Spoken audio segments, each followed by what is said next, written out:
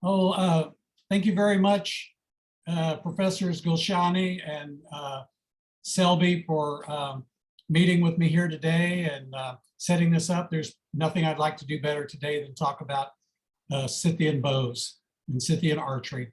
So the title of what I would like to present to you is the proof of Scythian archery, or rather the evidence for Scythian archery. So I'm going to do this in chronological order also. So the first source that we all look at is, you can read in Herodotus what great archers the Scythians were. I'm having a little technical trouble, so I'll have to do it like this. The second most common and ancient source would be about 500 AD. Herodotus is actually a little later, about 450 AD, but the Attic wares, which are ceramics done by Greeks, I find them very convincing in their authenticity, and many of them show Scythian archers. This is a Scythian archer, and he's shooting a bow with no hooks on the and no recurves. This is very unusual, not unheard of, but it's not their typical bow. There are probably 10,000 of these ceramics out there in museums across the world. Private collections often have very many of them, and they show all different scenes of Scythians. You can tell by the way they're dressed that it's a Scythian. No Greek would put on this outfit. So, but I find it more or less photographic. There's very few of them that I would consider problematical. But at any rate, this shows a typical Scythian bow. He's holding it by the bottom. The bottom has the shorter curve and the longer curve because it's held in the center generally. This is one of my favorites. It shows a kind of an amalgamation of a Scythian. You can tell by the hat, but he's naked, as the Greeks like to portray warriors naked. He's wearing greaves, which are particularly Greek kind of thing. And then the shield, I don't know if this is a Greek type shield or whatever. He's also got a quiver. You can just see it in back of him. But he's got a very unusual bow. I'm going to show you some more representations of this bow. And here it is. This is a piece of gold work from southern Russia. And you'll notice this man is shooting a typical Scythian bow with the hooks on it. And he's giving it a mighty heave-ho. I have to note that's a pretty long draw for what we're used to. Most of the gold works we find in Scythian graves are actually done by Greeks. And what I'm always looking for is a piece of artwork done by a Scythian. This is obviously not Greek work, but this man here is carrying the second kind of bow that we saw in the attic decoration here, which is completely different than their usual kind of bow. I'm very infatuated with that bow, and I have built one. It's in back of me on the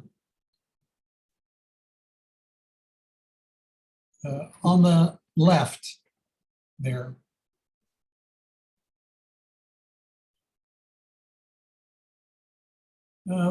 Another source is Greek gold works. These were done, there was a lot of interaction between Greeks and Scythians, and they were doing these to impress the Scythians. They had to know something about them, or you wouldn't, if they got this wrong, it wouldn't make a very good gift to the Scythians if they were misrepresented. So I consider these to be, you know, as it were, the gold standard. And you can see this man shooting, he's aiming at the other man's face, because Scythians probably wore a lot of heavy clothing, especially in the winter where it was cold and you were horseback riding, and sometimes helmets and armor and all kinds of stuff, but their face was unprotected. So it's my theory that the face was a major target for Scythians. This might be a clothing decoration, like a belt decoration, but this is Greek work. You could tell Greek work if you noticed. Scythian work is highly stylized, but these are two blood brothers who've sworn an oath to take care of each other. all through their lives. And anyway, you have the bows. Pretty hard to make out anything definite about the bows, except their typical shorter type bows. I'm going to demonstrate, through this that a Western Scythia in the Black Sea area and up to the Caspian is fairly different than Eastern Scythian. And by Scythian, I mean, we're talking about the bow only, not the ethnography of the person. A lot of people use these bows who we know were not Scythians. The Parthians use these, the Greeks use these, the Medians use these. Probably, a lot of people were using this bow that were not Scythians.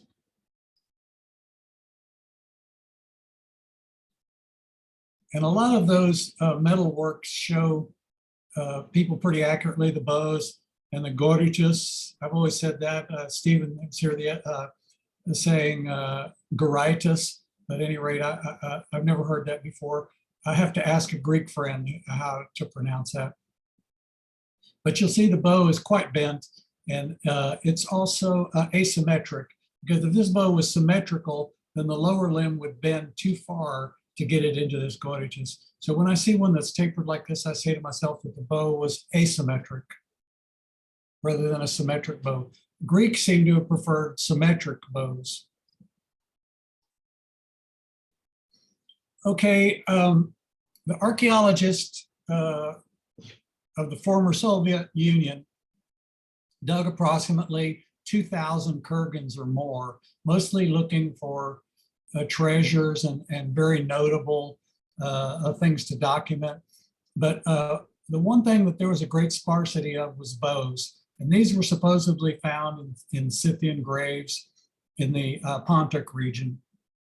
But I want to say right here that a decade ago, I had all of the Soviet authors, Rudenko, Litvinsky, Medvedev, Okladnikov, Vasilev, and those come to mind. I had all of their Scythian archery material translated.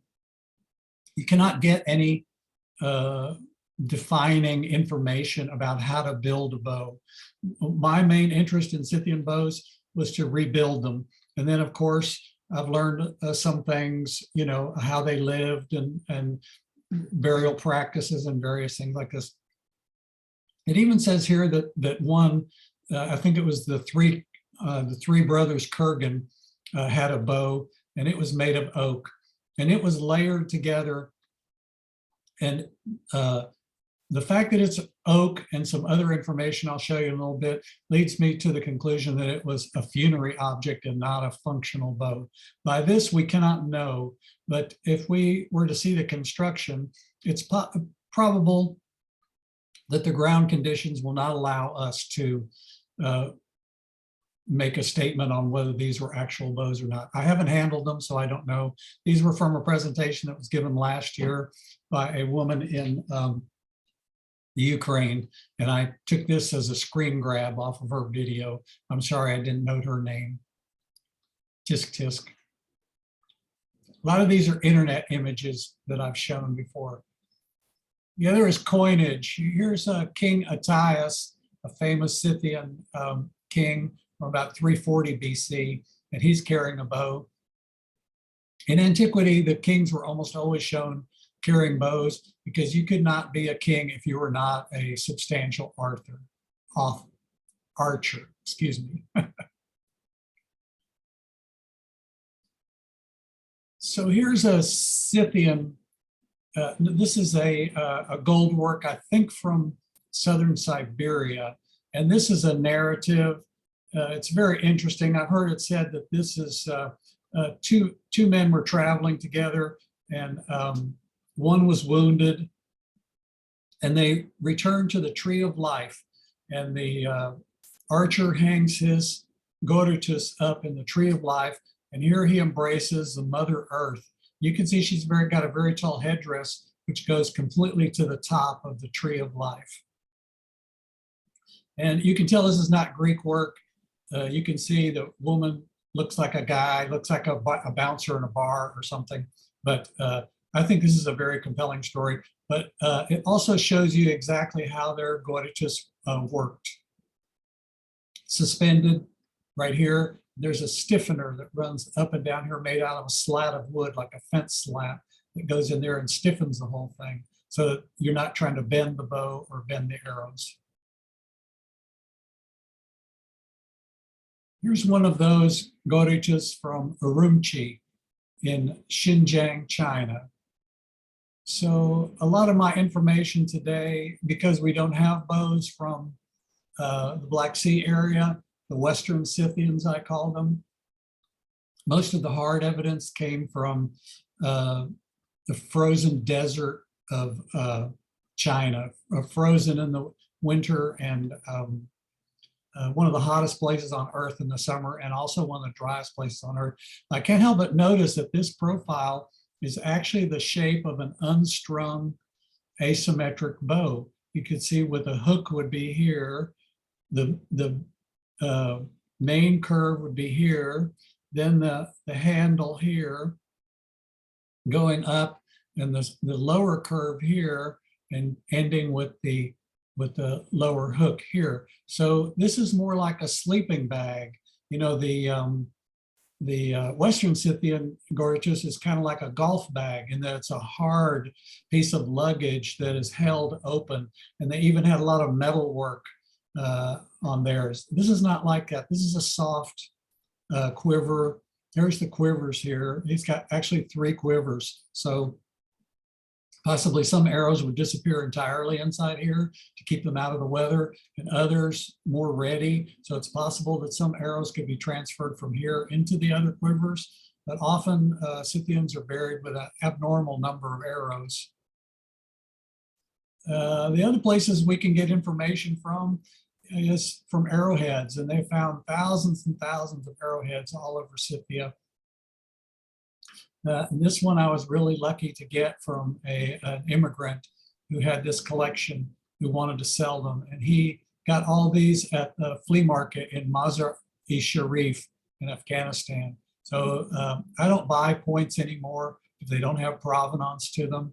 And this man was from Afghanistan. He flew into my city from Mazar-e-Sharif, and I find that very believable. These are actually very inexpensive. And Stephen, maintains that you can't exactly tell where an arrowhead came from. And that's kind of true. They were traded far and wide. But there are some types like this one right here. I call it an octopus because it has 4 long tentacles kind of going off. This would be very hard to remove if it was shot into you, because any one of them is liable to hook on something, and it would be very hard to withdraw. And I also got some of these from the Neolithic, and I can't help but notice how they're rather identical to ones during the Bronze Age, 2,000 years later. So they had an ideal of, how they wanted the arrowhead to be. This one, you will not see this in the Western areas. Most of these are socketed. This one has like a screwdriver bit on it, where the split in the arrow, and this one's inserted. That's kind of unusual. These here are actually a Bronze Age. When they have a little tang on them like this, generally means that they were from the Bronze Age, from the 2nd millennium BC. So not necessarily Scythian, the same way these would be hard to describe, but these were the precursors of the Scythians. And this is a bow from the Silk Road Museum in Seoul, South Korea. And this bow was put in the grave strung.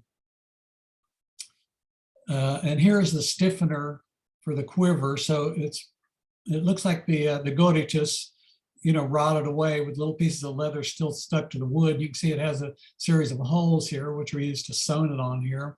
But this is, I believe, the correct shape for an Eastern Scythian bow, because the string has been pulled into a taut straight line. When I saw this string, it was from here pointing straight over across where the wood is now to this other one. So it's a pretty stable bow. It was put in the grave strung, And I think that has some meaning. First of all, he wouldn't put the bow in the grave if you couldn't see the deceased having some use for it. But in this case, the bow is strung, which means that in my mind that they intended for this bow to be used immediately. And that we see these a lot in Hun graves where almost all the bows are strung and sometimes they self-destruct. So here would be the grip area. That would be the largest. They're not thick. The grips on Scythian bows are not thick, but they're wide. They're twice as wide here as they are elsewhere. And the bottom limb makes a very hard 90-degree turn because it has to compress. It's shorter than the upper one, so you have to compress this into a shorter space. And so it becomes an asymmetric bow. All of them I've seen from Eastern Scythia are asymmetric. More evidence, this bow is from Tsubishi. Stephen presented on bows from the Yanghai Cemetery. These are bows from the Tsubishi Cemetery. I don't know what you would exactly name these people. I don't think it makes any difference. We're just talking about the bow anyway. But you can see that the string is very stretched out and it's possibly broken right here. I think that's why it's not strung anymore. So this bow has relaxed just very little from its original position. You know how deep the handle is. This is a very hard thing for to reconstruct. And this 90-degree bend, very hard to reconstruct. And these hooks, the deep hooks, when an Eastern Scythian bow is relaxed, the hooks point toward each other. And this bow here is a copy. The one in the middle is a copy of that Tsubishi bow. I have more than 100 hours building and rebuilding that bow. I built it exactly as Stephen Selby's plans go. When he published those drawings about 2005, I immediately took up building reconstruction of this bow using his cross sections. And I built this bow faithfully using his dimensions and cross sections and length and everything. And the finished bow drew 120 pounds. I mean, I had to put it on a board and stretch it out with pegs and everything. You know, I've never been that kind of an archer that could do a 120-pound bow. So I said, well, I got to cut this down to where I can use it. So I cut the bow approximately in half, and it has a horn belly on this side. So then I unglued the belly from what was remaining of the core and glued it back to the remaining core, the original core. And then I tillered it a little bit and then rewound the sinew over the entire bow, and it drew 70 pounds, which is what it is now, which I still can't handle very easily. I used ibex horns for all my bows, and I built three Egyptian angular bows and 2 Scythian bows with horns, these 2 right here. Nope, I'm sorry, these 2 right here. And I'm very disappointed with ibex. I have to tell the bow makers this. They were very hard to get. I had to get them from the Near East. A friend of mine who's a professor provided me 4 pairs of wild ibex horns, and I used most of those in building the bows. And ibex I find extremely discouraging. Here's the Yanghai bows. I'm sorry that the photograph's so bad, but it gives you an idea of the profile of them. You can even see a little bit of the thickness here. And I did read over Stephen's plans that were published on ATARN, and he said that there were hundreds of bows in the storage, and he just pulled out these 5. I don't believe for sure that any one of these 5 were the ones he made plans of, because I mean, some of them he showed were actually disintegrating, and these are not disintegrating; they're coming apart. But he notes in the plans, the written plans, that the bows were from 8th to 9th century BC, and And I noticed he said earlier that the bows were from the 2nd and 3rd century BC. So I imagine out of hundreds of bows, you'd have to have a conglomeration of all of these. I'm not sure which ones he means, but at any rate, there it is.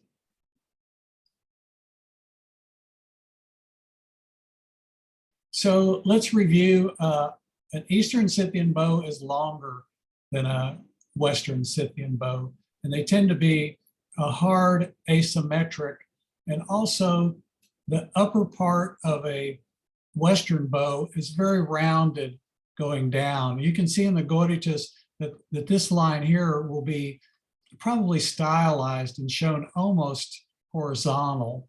I don't think they were actually that way, but there was certainly, you couldn't describe the tip of this one as running horizontally. It's diagonal. So they liked asymmetric bows, very common in the West. The Greeks preferred symmetrical, where the bottom curve and the upper curve are the same.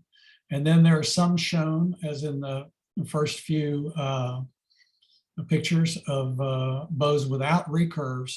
So they seem to be most fond of these two styles. If I had to pick one, I would say this one, because it would fit into their Goritus. And then here's this one from Russia, but we also find that in Siberia, and in, I believe I found a picture of one from an archaeological site from China. So this was also one of the shapes, uncommon, but not unheard of. So I first published this illustration in 2009 in a symposium in Korea. And I wanted to point out the similarities in the cross sections between a Scythian bow. These are the Yang Hai, Stevens Yang Hai bows. And this one would be, for instance, one of the Egyptian bows after MacLeod published a book on the composite bows of King Tut. And these are the ones that Stephen Selby has published in his details. And the thing that makes these very interesting are these side plates. That's probably the most interesting thing. To get the wood wider, they don't use a wider piece of wood. They tack another piece of wood onto it. And some of them are quite unusual done this way. You can see how many of these are. So if somebody's looking for an archery PhD thesis, I think comparing the sources on these two would be very interesting. We know that the composite bow and the chariot, the war chariot, was introduced to Egypt from the Hyksos, who are, no matter how much you research it, you won't find exactly where the Hyksos came from. They were longtime residents in Egypt. And 800 years later, probably it starts out earlier, maybe 500 years. This would be 1300 BC, but by 700 BC, the Scythians are documented using this. And Stephen says there's versions of these kind of bows that go back to 1100 BC. So that's not 200 years is not a great big time difference, but it would be interesting. This is a long distance between the desert of China and the Nile River in Egypt. This is a bow from Olin Gaul, and a young man named Michael Biddle, who was associated with a German archaeologist, witnessed a dig in Olin Gaul, which I believe is one of the Arzon kurgans. And that bow had a limb section that looked like this, and also a grip that looked like this. And the tips look like this with a horn on the top. It's understandable that the bow would not have sinew on it after so long. Any wet place, the sinew is the first thing to go. But the core was rebuilt and was only 25 pounds.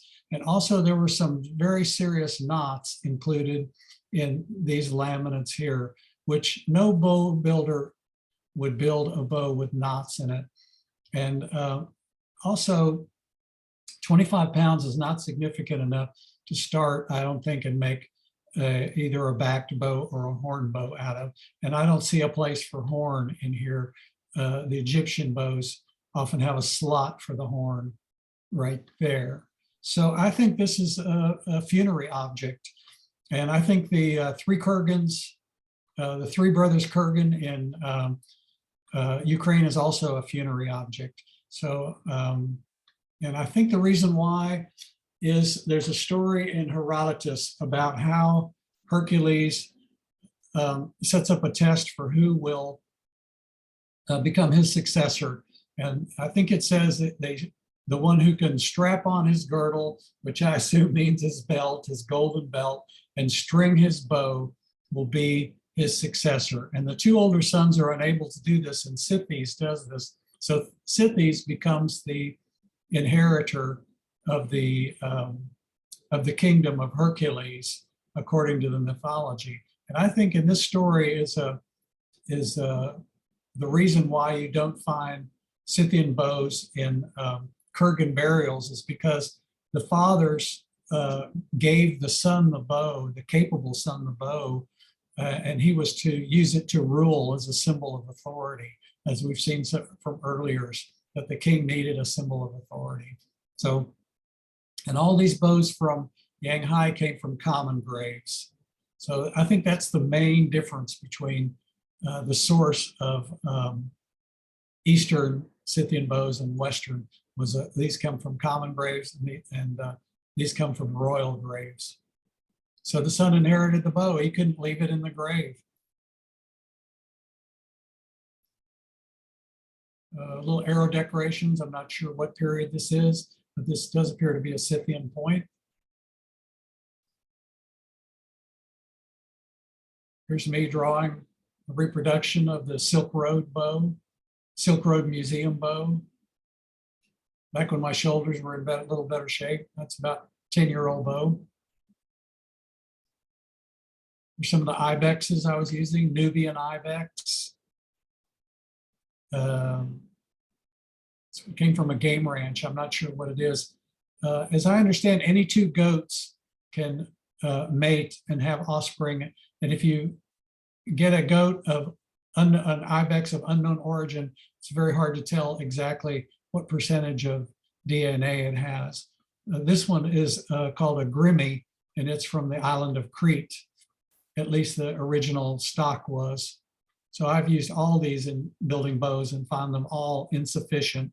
I think that they were probably using, as Stephen says in his plans, or galley. He's written in one of the notes of his plans. But I think as hard as those were to procure, it's much more likely that they were using domesticated sheep rather than wild sheep. And there just couldn't be enough of them, you know, to make hundreds or even thousands of bows out of wild sheep. I mean, all you have to do is take away 10 or 20% of the available animals, and the others become very hard to procure. So this is a Corsican sheep crossbred with something else. Sheep are the same way. They can, any domestic sheep can cross with a wild sheep that they have experimented and found. So you're never absolutely sure what the source of your sheep horn is. So I got these recently. I was very pleased to get them. You can see they have a place on them right here, which means it was hammering or rubbing on things. If they fight too hard, the horns become unusable for making bows because they're cracked down inside. So at any rate, that would be my sources for Scythian archery. I forgot this one slide here. This is the bow tip found in Kazakhstan in a burial there. And you can see it was inserted into a layer of materials here, horn, or these probably two wood, and with a horn stopping about right here. So I just want to point out that, you know, there seems to be multiple ways to get to how they were doing that. So we should not be surprised if we find some more stuff in the future. But we can thank Stephen Selby for doing what nobody has done before, which is to handle an actual historic Scythian bows. And thank you for inviting me here today. Thank you so much for your presentation, Jack. Jack, a very quick question. Was there any sign that these bows had been decorated? Saw a picture of one. Well, some of them had a thin strip, maybe an inch wide strip of birch bark wrapped from one end to the other. They found one in Xinjiang that was wrapped completely in thread. Man, that would have taken forever to wrap it from one end to the other in thread, and then lacquered black. And I saw one on the Chinese internet that looked like an archaeological thing. It'd be hard to tell exactly, but it had beautiful large registers, areas of color up and down the limbs that was not a symmetrical design. And it could have been done on birch bark. Birch bark's a good canvas for doing decorations on. So mostly they were wound from one end to the other with sinew. You take not a single strand of sinew, but a group of them, and you wet them with glue, and the bow's all gluey and sticky any rate, and you just wind that spirally around the bow, and that's the surface you generally see on a Scythian bow, on the Yanghai bows any rate. And what kind of glue did they use? Sturgeon glue, that kind of thing? Fish glue? Any collagen glue. I think it's a step too far to assume that everybody had access to sturgeon, of course, especially out in the desert of China. Sure. You know, but or even fish might be hard to come by. Koreans use croaker, the swim bladder from a croaker, but cattle skin, horse skin, camel skin, all of those produce good collagen. You know, and I heard it said that collagen was invented before woodworking was invented, you know, because you can't have joinery if you can't glue the pieces together. And joinery dates back, I mean, the chisels and hammers and everything date back to the Bronze Age. So sometime in the Neolithic, somebody invented glue. So glue is extremely old technology. Yeah. The other question I had was the string. We talk about sinew, but I know that in later times, there's discussion about using the intestines of cats, using other things as the bows become more and more powerful to create the strings. What about those? Classic composite bow is made out of a wood core, a horn belly, and a sinew back, mixed with an awful lot of glue to put them together, plus a bunch of drying time. So yes, I'm sorry, I'm looking at the wrong place. So now the thing that was so surprising about the Scythian bows from China is they don't follow that formula. They have a horn core with a wood core laminated on the side, and then a horn belly, and the King Tut bows have the same thing. So, but they still have the same three ingredients. Horn is a little too heavy to rely on by itself, and it's probably a little too precious to make an entire bow out of. Wood is stiffer than horn. Horn is more flexible and can take more bending, but the two of them together give you a nice combination, and then you cover it all with sinew to keep it from breaking. And so that's the time-honored combination of a composite bow. No, fantastic. Some of the pictures you showed, the bows are extremely short if they are to replicate real life. Like, I mean, I was looking at some of the brooches and everything, and the bow looks like it's about 40 inches or 45 inches as max. It's so difficult to have the power of 120 pounds in a bow of 40 inches. That's what people think. It's not true. Long bow will shoot a very heavy arrow, but a short bow will shoot a medium and light arrow an awful long distance. All of the Turkish flight bows are very short. They're only, you know, they're like just over a meter long. But as Stephen Selby has told me before, and I agree, that one of the purposes of the Scythian bow is you take a very long bow, you wind it back and forth until it's short. So it's very manageable on horseback. course, they were using them on foot also, you know, but a short bow has its attributes. So, Absolutely. Excellent. yeah. Excellent. Okay.